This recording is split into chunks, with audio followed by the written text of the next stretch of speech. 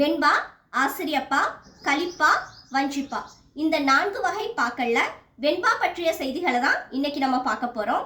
வெண்பாவானது 4 வகை பாக்கள்ல தலைமை சான்றப்பா என்று அழைக்கப்படுகிறது. இந்த வெண்பாவானது வெள்ளைப்பா என்று சொல்லப்படுகிறது. அதாவது பிற நிறங்கள் கலக்காத வெள்ளை நிறம் ரொம்ப சிறப்பு பெற்ற ஒரு நிறமா சொல்லப்படும்.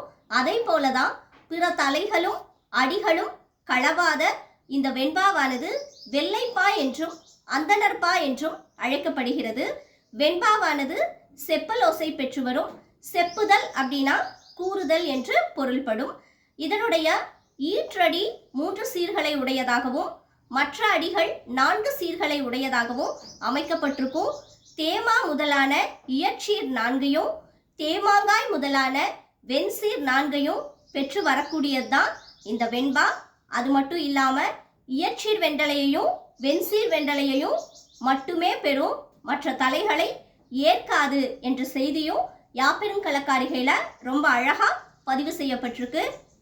நாள், மலர், காசு, பிறப்பு என்ற 4 வாய்ப்பாடுகளுள் ஏதேனும் ஒன்றனை கொண்டு மட்டுமே இந்த வெண்பாவானது முடியும். நாளைய காணொளியில வெண்பா, ஆசிரியப்பா, கலிப்பா, வஞ்சிப்பா இதற்கு உண்டான விளக்கத்தை பார்க்கலாம். நன்றி, வணக்கம்.